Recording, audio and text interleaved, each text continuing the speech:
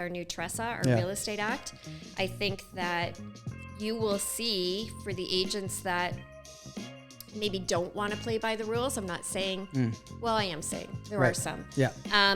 I think you're going to see that whittle some people out of the industry, because the bottom line is it's a lot easier now to make a complaint to RICO. Right. So it'll be interesting over the next year to kind of see if we don't start seeing the numbers get a little smaller, especially when you're back then when we could call listings when they expired. Right. The interesting thing back then, and for a long time after that, was listings did sit on the market sometimes for 4 months, 5 months, 6 months. It was such a different element, right, than what we've experienced now. What I would say I'm missing in today's real estate as opposed to the real estate when I first started is real estate agents, the numbers were much lower, right? Let's get real. I mean, I'm the manager of our brokerage.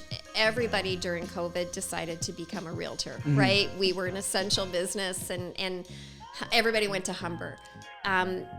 What I'm finding, and maybe you are too, is... Welcome to the Little Did You Know podcast. My name is Morgan Little. My guest today is Tara Baylis, long-term realtor, team lead, manager, a wealth of insight. Stay tuned. Tara Baylis. Morgan. Little. Little did you know. Realtor extraordinaire. I'll take it. Yeah. Okay. I'll wear the crown. Yeah. Yeah. Okay. Yeah. You've been in real estate since 91? Is that right? Yeah. Not to in the business. Since you were, I didn't know you could get your license at 6 years old. Oh my God. But I liked you so much right now. Yeah. Thank you. Yeah. Thank you. Botox. That's why. There you go. I started in the business in 91. I started as a real estate assistant. Okay. I got hired into the industry back in the day before the internet. Right. We had a big book that had all the listings in it. Yeah. It got published once a month. I think a lot of realtors have heard of it before. Right. And this realtor hired me to come in Monday to Friday from 4 o'clock to 9 o'clock and call all the expired listings. And I would get their phone number out of a phone book. Right. And get them business. So that was my entry into real estate. And from that point on, for the next 12 years, I built a real estate assistant empire. I grew so popular with other agents that I had a waiting list of agents that wanted me to come in, run their office, take their careers to another level. And then I got my license and said, no, this is about Tara now. What first attracted you to the job? Why did you apply for that? How did that happen? In 1991? Yeah. You know, that's an interesting story. I had already been married since 86. And we were kind of like, okay, where is my career going to go? Back then, you know, not a lot of us graduated high school and went to college and university. It wasn't as big of a thing as it is now. So somebody that I know was working during the day for this particular realtor. Okay. And she was like, you would be amazing. You're amazing on the phone. I'd always worked in retail and the service industry. Okay. You know, Tara, come in and try it. And I grew to enjoy the business. Yeah. Right. Okay. Did you take to it right away? Yeah.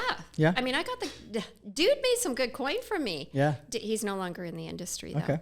But I got him a lot of appointments, a lot of listings, because especially back then when we could call listings when they expired. Right. The interesting thing back then, and for a long time after that, was listings did sit on the market sometimes for 4 months, 5 months, 6 months. It was such a different element, right, than what we've experienced now.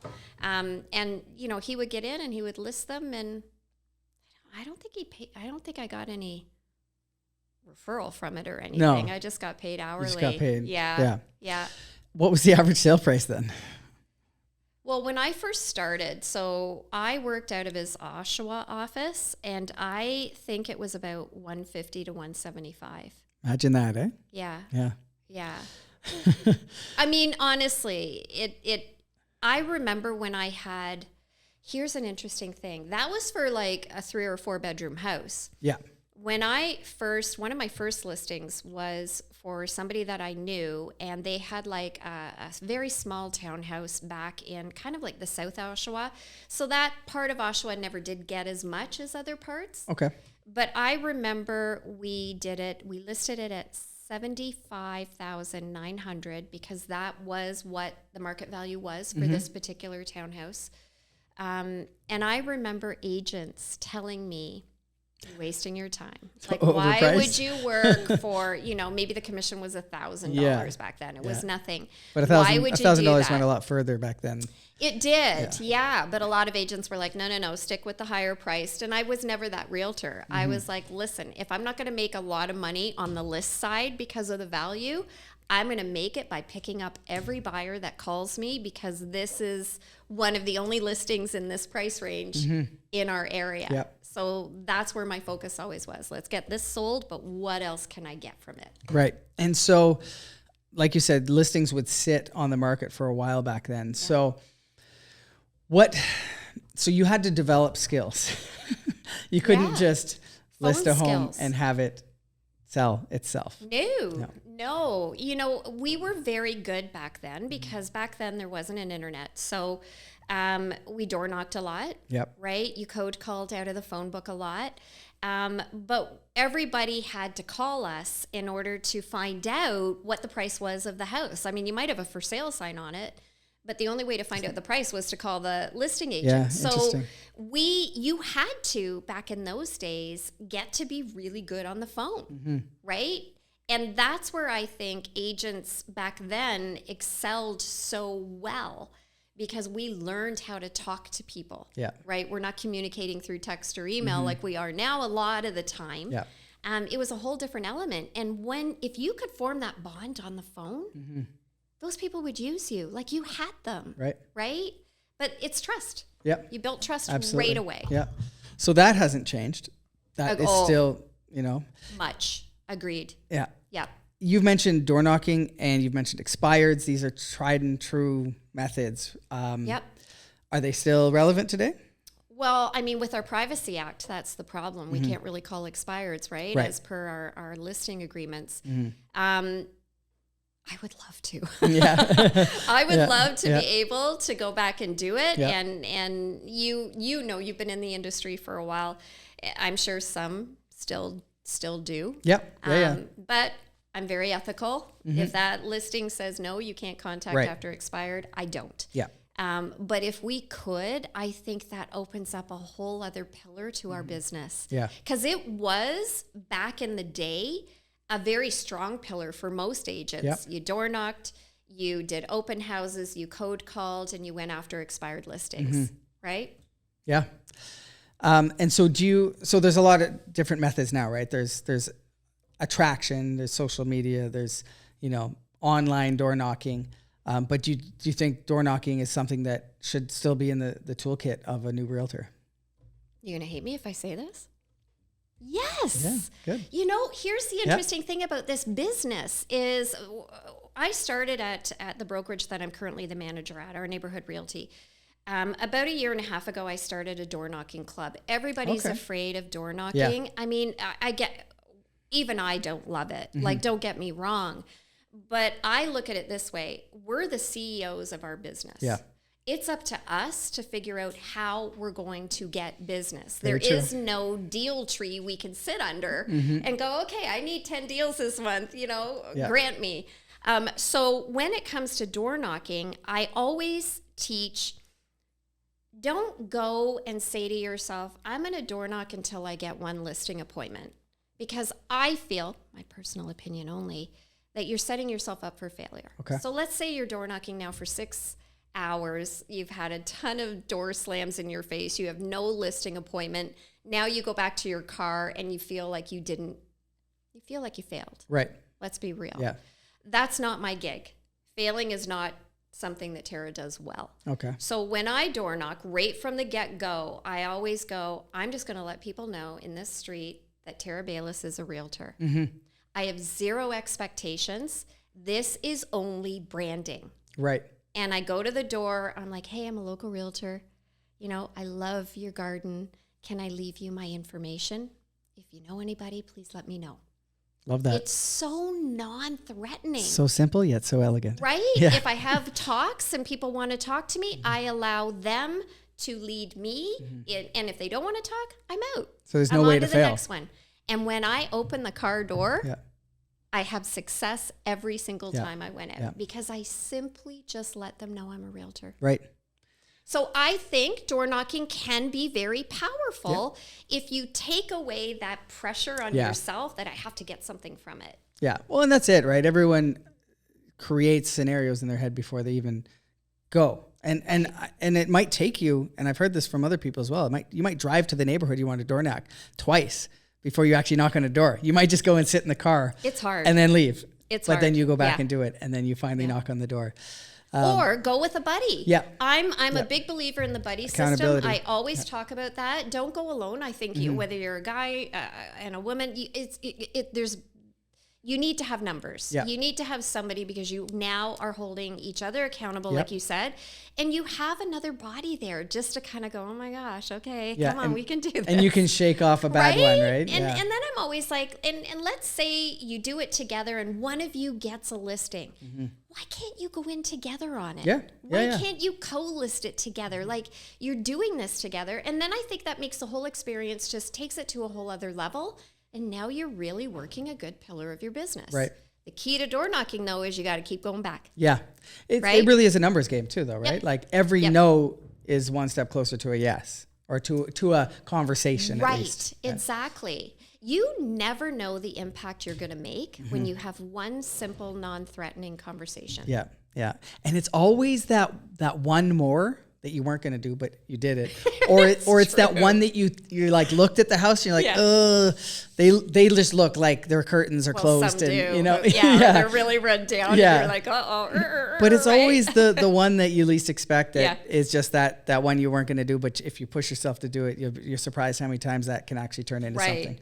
It's like being at an open house. How many times do you do an open house from 2 to 4 and you have nobody and it's like 3:50 and you're like, I'm just going to pack up and go. And then that one person walks in at 3:58.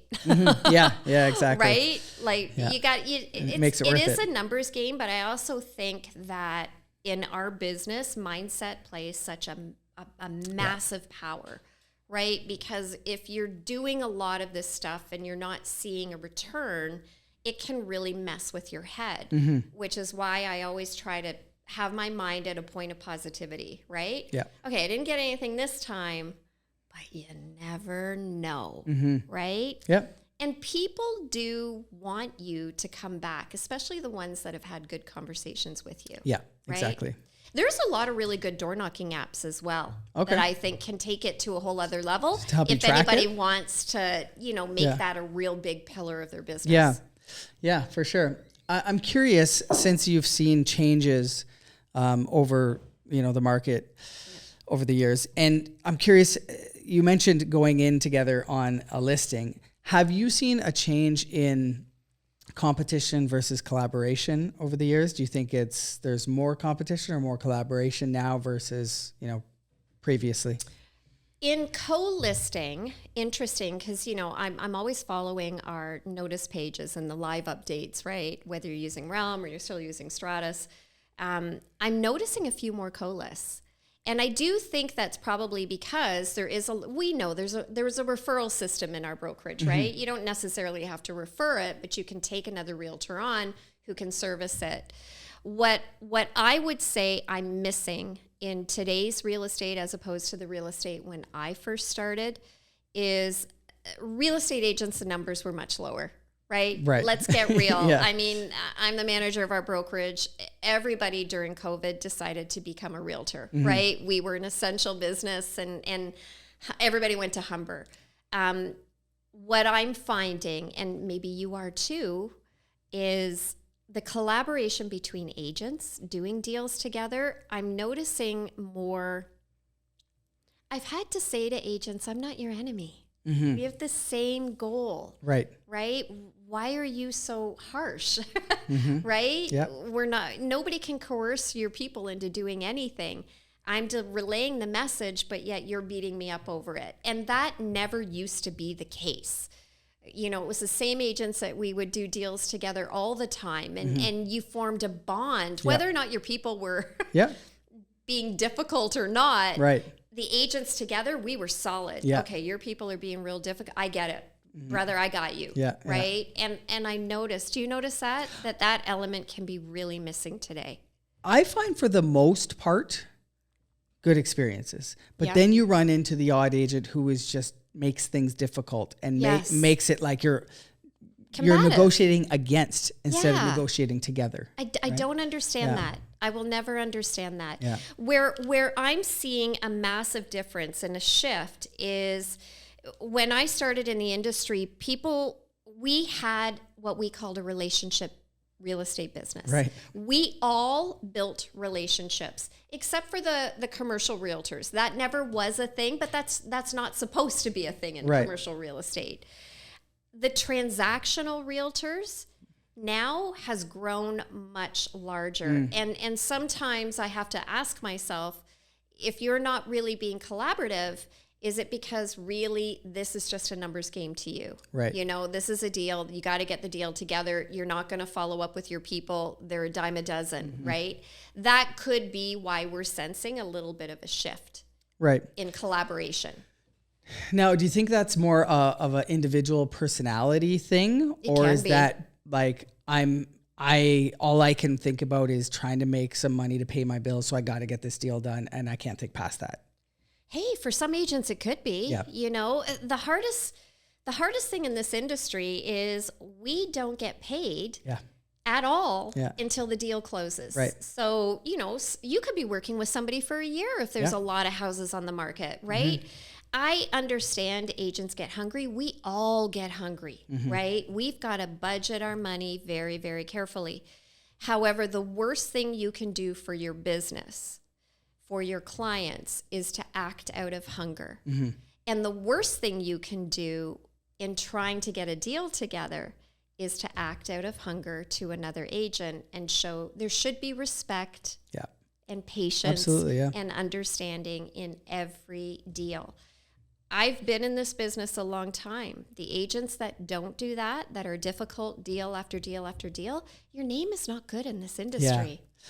Even though it seems like there's a lot of agents, it's a small industry. We know the ones that are good. We know, right? And that's not good for you in the long run. So hopefully things will change. You know, I think that a lot of brokerages are encouraging collaboration, be patient. Sometimes if you're reaching a difficult point with personalities, you can reach out to your broker of record. Yeah. Get advice. What they're there for, that's what they're there for, right? And sometimes if it's really bad, get another agent to fill in for you. Right. Because what is best for your client? Absolutely. And that's what it is. That's what it comes down to. I think sometimes we forget that it is our actual role is to work in the best interest of our client. Yeah. Above all else. Yeah. So I'm curious what other major differences are you seeing in agents who have come in basically since or during COVID? So because that marks a big shift in the market, right? Or in the industry. You know, let's face it, during COVID, our market was insane. The Bank of Canada decides to lower the interest rate. Yeah. I mean, give me a break. Yeah. Right? We have no listings because every seller is afraid to put their house on the market. And we couldn't even do open houses. Right. For the first lockdown, our brokerages weren't even allowed to be open. Yeah. Right? Then the Bank of Canada lowers the interest rate. Now we have no inventory. And as they lower, all the first-time buyers now are like, woohoo! And they have extra money that the government's been handing out. Now all of a sudden we're in bidding wars, right? The hardest thing, I think, is as we're hiring, because, you know, new agents have to go to a brokerage. We're hiring them. We're seeing them start. Now they're listing their friend's house because every seller wants to list, right? It's like crazy. Their only experience in real estate was put a house on the market. The next day it's gone. Yeah. I've sold it for $300,000 over asking. Yeah. I get paid in 30 days. It's a great business. Yeah. Right? Yeah. And then it stopped. Yeah. Right? Halfway through 2022, boom. Yeah. And that's where they're like, what do I do now? Right? What do you mean there's nothing? I have nothing. And you know, that's why you know this, a business plan, pillars, defining what those pillars of your business are going to be and working each pillar. It's your life or death in this business, right? And that's where I think it's really difficult for a lot that came in 2021 and that first part of 22. Well, if you didn't come in with a long time horizon, if you came in with the expectation that is the way it was going to be and that's going to last, then that's where we see the 40,000 Ontario agents leaving. Number? Yeah. That's okay. Yeah. I mean, okay.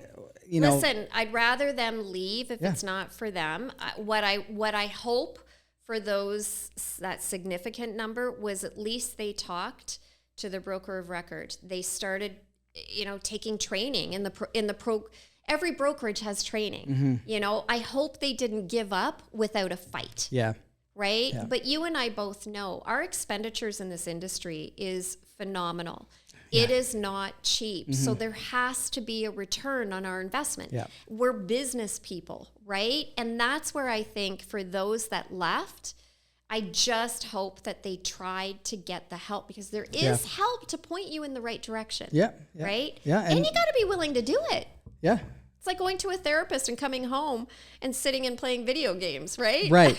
Or going saying, a couple times. I don't know why it's not working. Yeah. You go a couple times and they didn't fix me. Right. It takes some time. You got to do the work. Going back. Yeah, exactly.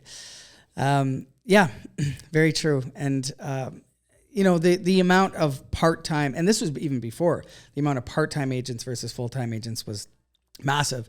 And then I guess those people who came in maybe by default became part-time agents when all of a sudden they business wasn't just falling into their lap, and then maybe they left.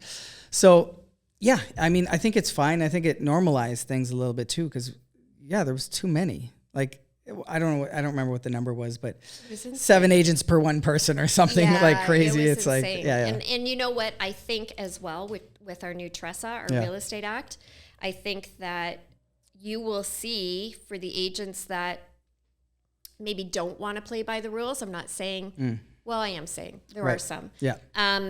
I think you're going to see that whittle some people out of the industry, because the bottom line is it's a lot easier now to make a complaint to RICO. Right. So it'll be interesting over the next year to kind of see if we don't start seeing the numbers get a little smaller. However, that being said, it is a difficult business to be in if you've been working in the corporate world, right? And now you're transitioning to something entirely different. The agents that come into the brokerage and when they interview with me, well, should I quit my job? I can't tell them, you know what I mean? I'm super not comfortable with that. Right. What we can tell them is it's really difficult to do real estate part-time. Yeah, exactly. So, let's build you up. Let's train you. Let's get you to a point where maybe now you've got 5 or 6 deals under your belt and you can make an educated decision. Right. Right. But what a hard decision it must be. Yeah. Yeah. Do you find that you can see who's going to be good and who's going to not be good, or is it tougher than that? I feel like I can definitely see red flags. I think, however, yes and no. I feel like if I, in my head, go, I predict this person's going to be a superstar or whatever Tara says. I always have hope, though, for the ones that I'm like, okay, can they really overcome? Maybe they're shy. Maybe they've never done anything in the service industry or sales. You know what I mean? I always have hope. I think people have to come with a plan. They have to come with the ability to time block. Yeah. If you're still working 9 to 5, let's say, you got to be working real estate evenings, Saturdays, and Sundays. And nobody's going to be over your shoulder telling you to do it. Right. And that can make a difference. So I think for the people that I have maybe sense, I'm not sure, but let's try. Anybody can change. Right. You can do it. Yeah. Anybody can sell real estate, but you've got to have the gumption to put in what we used to say, pounding the pavement. Right. Okay. And so it used to be pounding the pavement. Now it's pounding the meta pavement, I guess. Or social. Yeah. So, what's your take on social? Are you on social a lot? Where do you think that fits into a realtor's business? I am going to be brutally honest. Yes, I'm on social with I've got a great production company that films us and all that. You have to be on social. Yeah. You cannot not be on it. However, I do. Richard Robbins You know, Richard Robbins International. So they came and spoke at our Toronto office. Okay. And, you know, like they do their once a year, their mastermind big conference in the city. So they call brokerages and try to say, why don't you let us come in and talk to your realtors? Because in hopes of filling seats, for sure. But there's so much to learn from some of these big coaches. Right. So his VIP of business, Storm Fletcher, came in and talked to our agents at our Toronto office. And she started talking about how many avenues realtors have to get leads. Business. Right. And I'm like, okay, well, we've always said 3 to 5 pillars of your business, right? What are you doing to get leads to fill your funnel? So she brings up a screen and they coach, as you know, thousands of realtors across Canada and the US, thousands. They did a poll to see how many avenues or pillars their agents were using. And there was 14 different ways of bringing in possible leads. And I'm like, holy smoke, right? Networking was a really big one. Going to different networking events, just showing up. So she talked a lot about that. She said a lot of our realtors that we coach go on Eventbrite. You know, maybe you live in Hamilton and you go on Eventbrite and you just happen to see what the events are for the next 2 weeks in your area and you show up. And tell me something.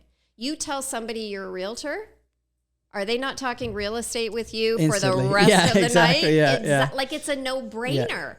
So that was a big one, and social media. And she said the social media that they're doing, the agents are doing, yes, it's to get leads. Of course it's to get leads. But it really, for the most part, is about branding. So that people are watching your content and they're going, when I'm ready, I think I might reach staying out top to, of mind. Right? I can't believe it. Yeah. So we've gone from 3 to 5 major avenues to 14. And that presents a problem in itself because you can't do 14. But you're still supposed to pick 3 to 5. Yes, exactly. Pick but your now 3 we to have 5 choice. and stick to them. But sometimes choice is difficult for people, you know, and they're trying to do this and they're trying to do that and they're trying to do this. I look at it this way, you know, try it for a year. Every business plan quarterly, you should be reevaluating, right? You're investing a lot of money into something. You're not going to see a return right away. We all know that. But at the end of the day, you cannot be investing into something for a year and not feel like you've got anything positive back. So every business plan should be looked at least quarterly. For sure, Is my ad spend right? Where am I going? I think there's avenues of saying, okay, you know what? Maybe for the next quarter, let's throw in a networking pillar. And let me try it, because if I'm having good conversations, I'm going to get their phone number. Right? And if you know like how to have those conversations, right? Like if you know when people start talking to you about real estate and ask, how's the market? And you know how to answer that in a way that's going to open up a real conversation about it. Then that'll make a big difference. But I mean, you look at YouTube, right? And like, this is going to be on YouTube. And if you're not getting, you know, a bunch of results directly after a year, that doesn't mean you should stop. That's a long-term game. I think that's a good point. That's a platform that's a little different. I agree. But it's doing, like you said, it's keeping you top of mind. Not only for people who, you know, are in your sphere or who have come into your sphere and you keep popping up, but also those people who are out there. It's the number 2 search engine in the world. So people are Googling, you're coming up on Google with your YouTube, you know, it may not turn into direct business, but it's definitely an important pillar. I think that's really important. I used to say this years ago, again, before the internet in this industry. Our job as realtors back then were to go where the people were. Which is why we would do open houses, which is why we would cold call, because they were always home after, right? There a lot of people didn't work at night. And we would door knock, right? So where is the majority of people? That's where you're going to do your branding. That's where you're going to do your funneling, right? To get those leads. And you have your own podcast, is that correct?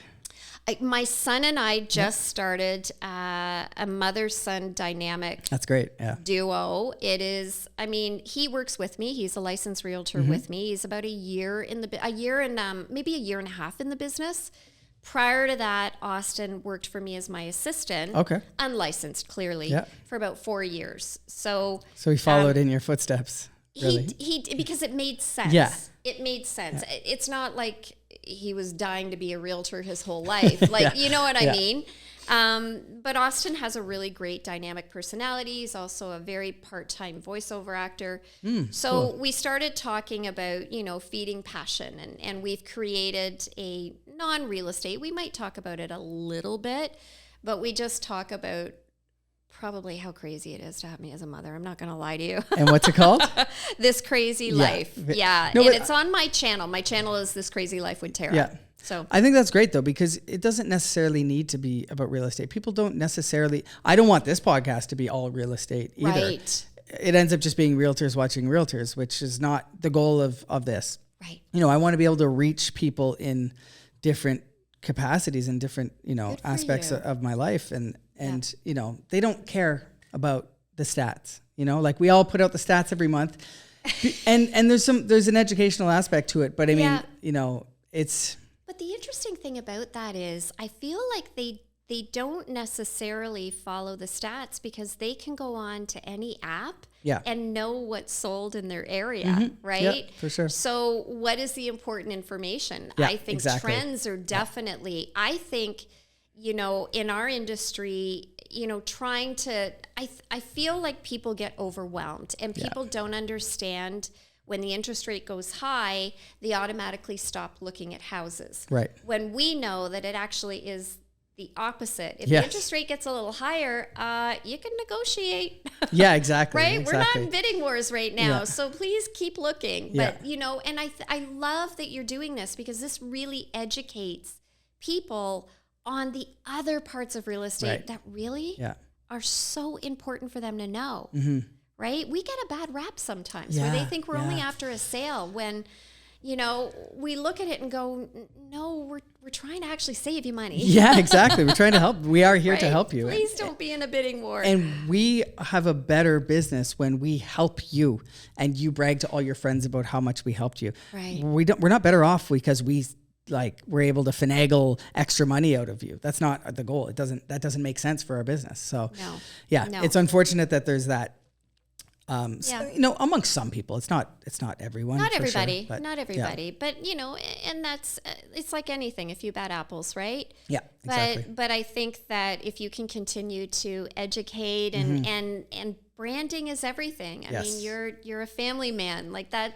There's so many people that you can reach by doing this, and I think that's a really great thing. I am a subscriber. Thank you. I appreciate it. Yes. A guest and subscriber. Look at that. Yeah, I tell you, I just get big here. Yeah.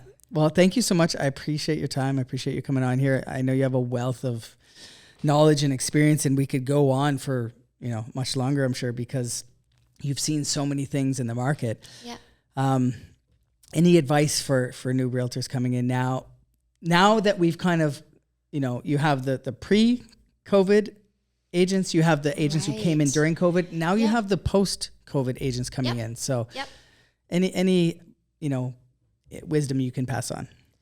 There's a lot of agents out there that I think before COVID, really lost their path.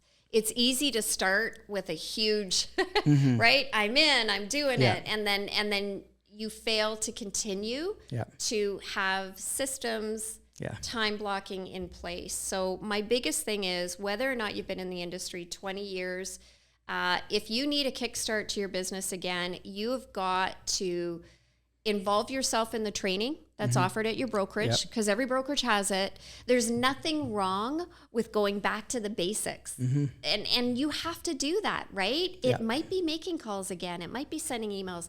It might be pop buys. Yeah. Right? It's actually pretty simple. Like it can feel overwhelming, but it's simple, not easy, right? What I don't like to see, because for the new ones now, when, it was at AREA, now it's at Humber College, it's still relatively reasonable for most college courses to get your real estate license, but it isn't $2,000. Like it's close to the $6,000 or $7,000 mark. What I don't want to see is people invest, because it is not easy to get your real estate license. And it's not cheap to join a real estate board anymore. Like your fees add up. Especially and this then you're year. in it for 6 months and you leave, right? Yeah. Like don't let all that hard work go be for nothing. Yeah. Right. And that's where I just wish, because people will say, well, I'm going to have to park my license, which basically, as you and I know, just means they still have to pay a fee. They don't have to pay as many fees, but they can't sell real estate. Right. It's suspending their license. I think they run to park it without really going, well, wait a minute. What if I just work with a mentor? What if I do some coaching? What if I do all of the training that my brokerage has? Because maybe I can do this. It takes one sale to get you remotivated again. Yeah. That's not a lot. No, 100%. That's my advice. Just don't give up too quick. Well, and the importance of joining a team, right? I think a lot of agents for sure don't, they think they want to go it alone, or else they, especially in the digital world, they want to work from home, and, they don't understand the importance of, but you spin your wheels. Whereas, go spend a year on a team, you're going to learn all those basics. You're going to give away 50%, but you're giving away 50% of something, not keeping 100% of nothing. It's better than zero. Yeah. Yeah. I think agents should talk to any team leader.